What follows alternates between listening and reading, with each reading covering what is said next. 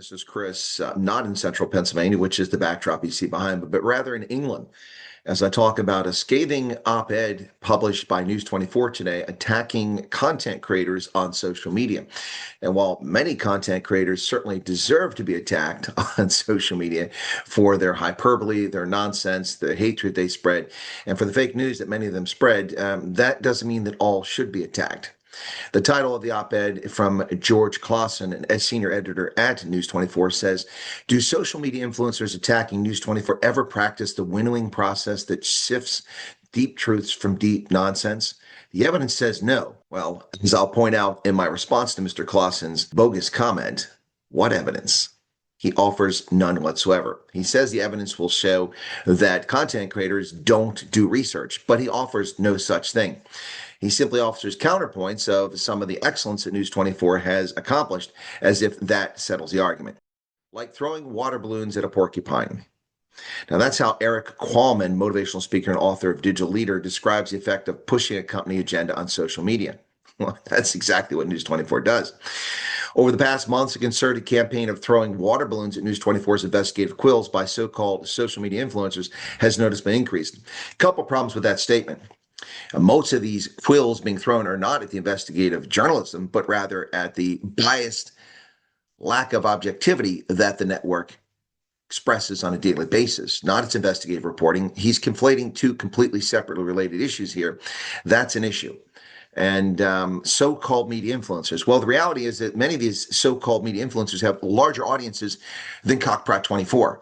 Now, I'm not talking about South African influencers. South African content creators don't quite approach the level of News24, although they're not far off on a few occasions. But I'm talking about internationally. We have media influencers and social media content creators in the U.S. whose views dwarf and their influence dwarfs that of News24. So calling them so-called influencers is just pretty lame. Now, Clawson claims News24 is a subscriber and dedicated supporter of the Press Council's self-regulatory process and the press code. We interpret, evaluate, analyze our reports and opinion articles within the ethical parameters determined by the press code, a rigorous process of verification of allegations, rumors, statements, and potential news before we publish. In Section 8, the press code also requires that the media should seek, if practicable, the views of the subject of critical reportage in advance of publication. Now, that's an interesting point to raise, Mr. Clawson, given the concerted effort by News24 to ignore or silence critical views of its coverage. Clawson's op-ed being the first example here. Now, full of misleading claims and distortions, as well as character assassination of both Ronaldo Close and Rob Hersoff, without a single example to support his libelous claims against either one of those individuals. Additionally, News24, while offering the impression that it seeks comments, all too often fails to post reasonable comments on its news articles when they differ. They remove them or never publish them. They close comments when too many negative ones arrive, and they're very selective as to whom they publish when it comes to op-ed, almost never allowing differing views from their preferred narrative. I've written several op-ed pieces to News24 over the past several years, none of which have ever been published, all of which argued against their misreporting, and therefore they refuse to publish it. YouTube influencers and those in other social media platforms are not regulated, he says, and they have carte blanche to say anything, often skirting laws of defamation until they're brought to book, unfortunately very seldom, by victims who are lucky enough to have deep enough pockets to take them to court. Now, Mr. Clawson is living in denial. YouTube content creators are regulated, contrary to his claims, in more ways than one. Specifically, YouTube's censorship regime uses its community standards to silence and police any speech that runs afoul of the corporation's preferred narrative. Look no further back than the COVID scam and what happened to people who correctly pointed out things that the government lied about and have been proven correct over the years, or January 6th. Second, here in the United States, YouTube creators are held legally accountable for their content, many having discovered this after losing libel or slander cases. So Mr. Clawson lives in a fantasy world where he tries to flip the script. When News24 defames briars, farmers, innocent civilians, those folks seldom have any recourse, as the multi-billion-dollar Naspers has News24's back.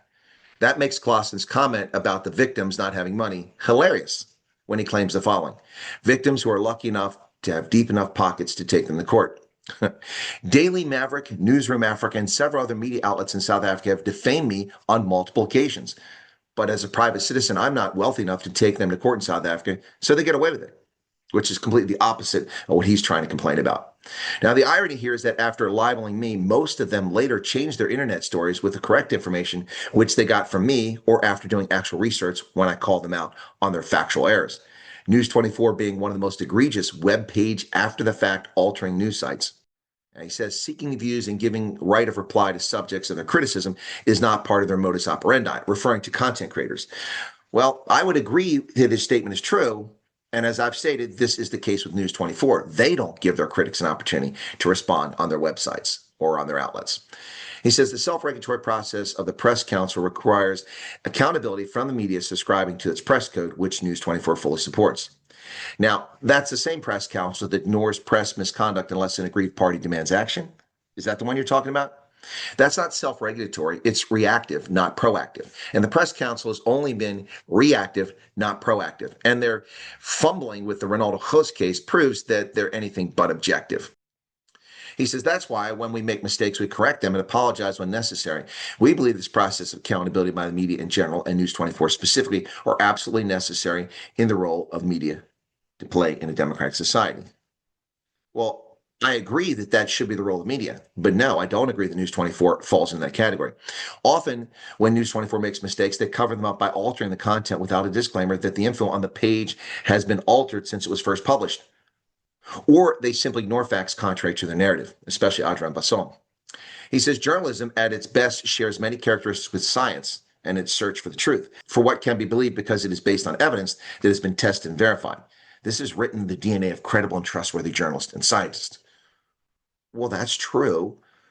Now let's get that into the editorial rooms at News24. If only Adrian Basson was credible and trustworthy, or heck, honest, that would be a good start. He says interwoven into the double helix structure of journalist and scientist is their skeptic characteristic. Herbert Altschul describes the chief task of a skeptic as being defined in terms of asking questions. Only by posing questions can one approach the truth about the facts. Now, isn't that ironic? When this week, SABC had a journalist, Juliette Newell, who asked questions and was skeptical of what Steve Biko's former squeeze was spouting on air. And she questioned her and got fired for it. So speaking of the skeptic and the role of a journalist, so where are News24's questions about rural insecurity in South Africa? Why have they let the criminal actions tied to the Phala Phala scandal die? Why isn't that front page every day? We have a president of the country credibly accused of corrupt actions, significant ones, including perversion of the means of justice, and News24 couldn't be bothered by the story. Yes, News24 does have a few very good investigative journalists working hard to expose corruption, but they intentionally ignore vital stories like why are there no criminal charges for Zweli Mkhize over the Digital Vibe scandal? The Hawks found him guilty. Well, they weren't in court like the Scorpions, so they couldn't put him in prison. But they found that he was guilty based on the evidence they had, and he's never been criminally charged, just simply removed as the health minister, sits in parliament, draws $2 million a year, rand salary. There's no criminal charges over the perversion of the means of justice, the illegal smuggling of $580,000 in U.S. currency into South Africa, and the purported torture of the so-called Phala Phala thieves. Where is the story on that? Why has that died? Selective, narrative-based, biased, anti-white, anti-Western. This is the blood that flows through the editorial staff at News24, not objectivity or search for the truth. Clawson waxes on eloquently trying to ally journalism with science. Now I'll skip past his attempt that comes later in his op-ed, where he attempts to appear erudite to impress the reader. He continues, unfortunately, these vital character traits are absent from the DNA of some social media influencers, notably those on a crusade to throw water balloons at News24's investigative quills. Again, this is dishonesty of the highest order. People are not throwing quills at your investigative reporting. People are throwing quills at your lack of objectivity, your bias, and your slanted reporting, unrelated to the investigative reports. So no, we throw quills at the propaganda of Cockprot24. I've frequently given the outlet credit when it deserves credit, like the effort to keep up the pressure over the assassination of Babito Deokaran over the Tembisa scandal. His next paragraph gets to the heart of the matter. This op-ed has less to do with setting the record straight than it does with defending Adrian Basson from legitimate criticism. In a section he titled Lies and Distortions, Messieurs Ronaldo Host, Arab Herself, and other critics of News24 who do not subscribe to the press code and who could manufacture untested, unverified statements about anything have done a good job to make some people believe that the editor-in-chief of News24, Adrian Basson, and News24 in general are in the pockets of the ANC. Yet if one does meticulous research of News24's archives following scientific methods to verify or debunk claims made by these influencers, there's an abundance of reports and opinion columns by Basol and other senior editors of News24, such as Peter Dutoit, severely exposing ANC corruption and incompetence. Scientific methods. Now, Mr. Clawson is auditioning for a night at the Improv. In fact, both Basson and Dutoit, as well as award-winning investigative journalists of News24 Jeff Wicks and Kyle Cowan, have written books about ANC corruption and incompetence, facts which the influencers, believed by far too many uncritical readers, conveniently do not tell their readers or viewers. Which, as I've noted, are the actions of News24, not telling its readers and viewers the whole story. Now, it's funny how Clawson focuses on criticism he claims is about News24 not covering corruption. I've given News24 credit for that. But Jose, Herself, and myself, our criticisms are directed mostly at the outlet's failure to cover things, its op-ed disguised as news, and the obvious bias in its news coverage. He continues, the distortions and lies spread about News24 being an ANC mouthpiece and allegedly being silent about its corruption, as some readers parrot after their social media influencing megaphonic masters, emphasize that the influencers on YouTube have either not taken cognizance of all the award-winning investigations News24 has undertaken over the past 2 decades that have exposed ANC corruption and mismanagement, or maliciously chose to deceive their audience by portraying News24 as pro-ANC. Award-winning. Yes, and the Nobel Committee gave unrepentant terrorist Yasser Arafat a peace prize, and warmonger Barack Obama a peace prize as well. Winning awards from biased, like-minded communities is not a sign of excellence. All too often, it is a sign of collusion. Now, the issue is less pro-ANC and more a lack of objectivity. The distortions in altering web pages, the dearth of opposing op-ed, the op-ed disguised as news, and the anti-Christian, anti-white, anti-Western bent of News24.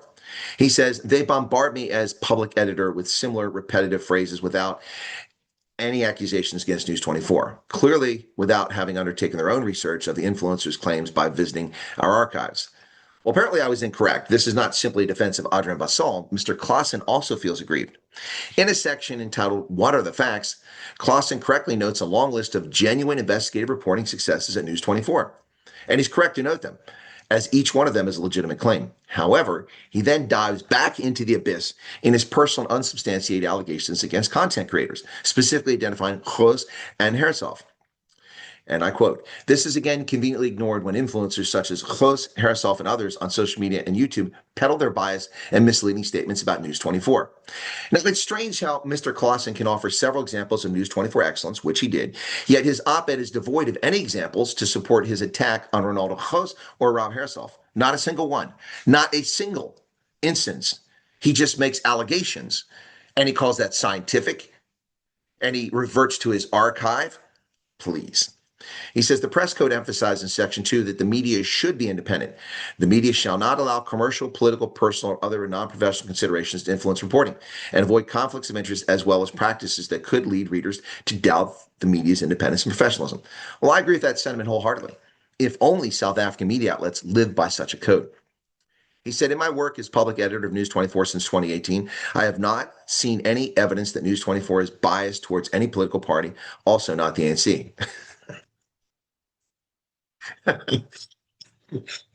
Sorry, folks, I just can't help but laugh at that. Let me give you an anecdotal example about this cognitive dissonance here. Each year when I visited NBC Universal at Rockefeller Center, when I took my students from the War College up there, I listened to the same clueless claims from MSNBC's on-air personalities and their producer, all claiming they were objective and did not understand the public's umbrage over their coverage. He says, nor have I seen any bias for or against any political party by News24's journalists. In fact, News24's award-winning journalism has, as shown in examples above, been telling proof of this fierce independence. Wow. Folks, the cognitive dissonance here is astounding. Where is the objective coverage of the UIM, of the Freedom Front Plus, of the African Christian Democratic Party? It's not there. The cognitive dissonance here is astounding.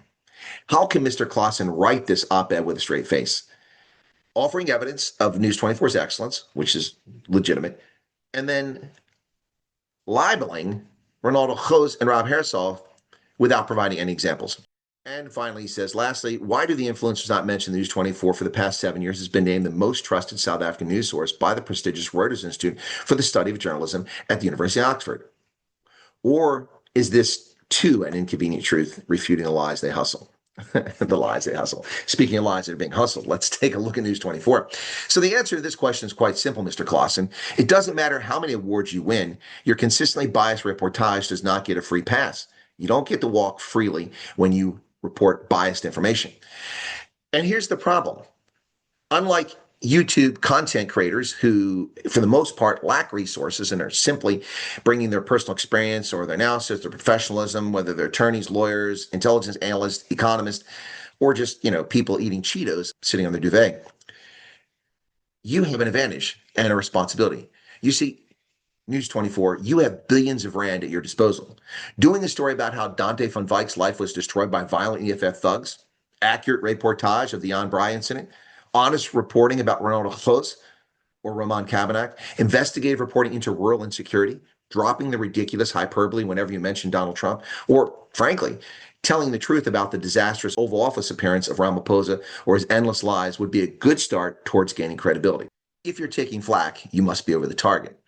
And the influencers, particularly on YouTube, seem to be having impact, whether that's Ronaldo and Rob or the Truth Report, Morning Shot, or maybe even my channel.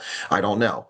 But it's obviously having impact, and it's bum hurting the editors at News 24. And they should feel bum hurt because their lack of objectivity is a serious concern in the media world.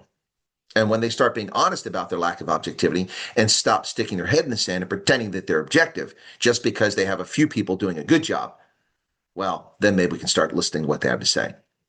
What say you, South Africa, Zanzi, world? Do you believe in press objectivity? There isn't a lot of it out there. And do you believe that social media influencers, social media content creators are solely responsible for the lack of trust in the media? There's no way that's even possible. They do it to themselves, just like the ANC. No one can tarnish South Africa's reputation like the ANC has. Cheers.